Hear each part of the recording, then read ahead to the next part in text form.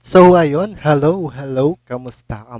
So GM sa inyong lahat. So andito naman tayo sa ating episode 3, part 4 ng ating Project Sino content. So ang gagawin natin ngayon is magre-reroll tayo ng mga skills or mga passive skills ng aking main team. So ayun na nga, simulan na natin. So ang ating main team ko lang ipapakilala ko ulit sa inyo.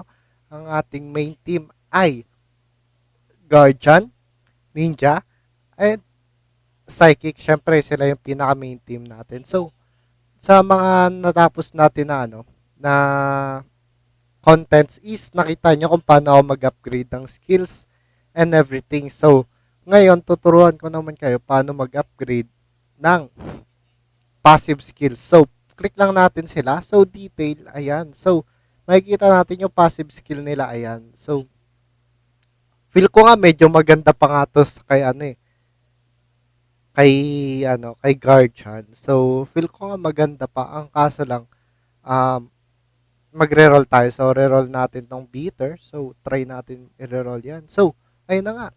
Ayun, grabe.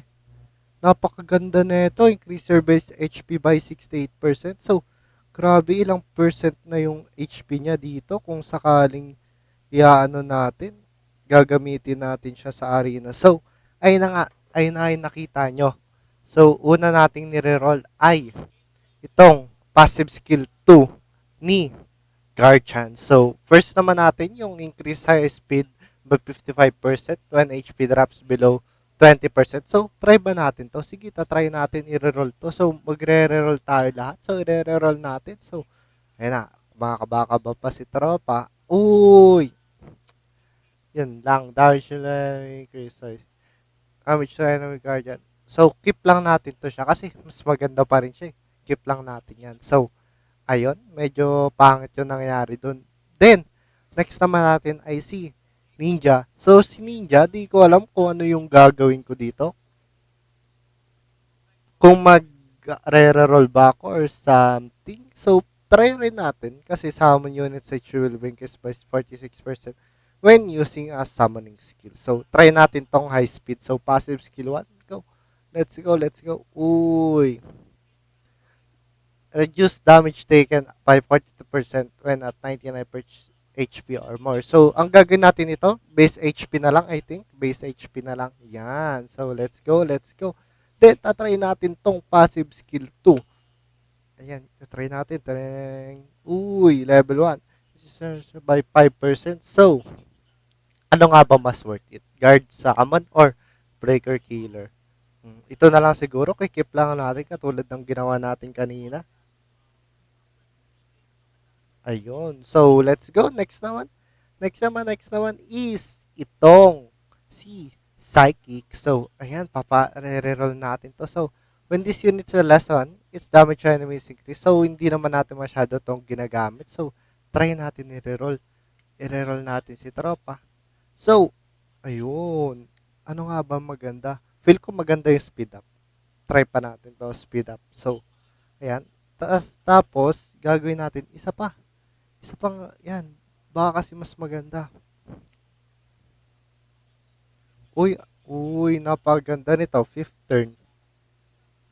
Fifth turn. So, anong mas okay? Mas okay to siguro. Yan, kikip natin. And, HP up, tatry natin reroll muna tayo ng, para hindi masyadong masakit. Then, reroll natin to. Ayun, Guardian.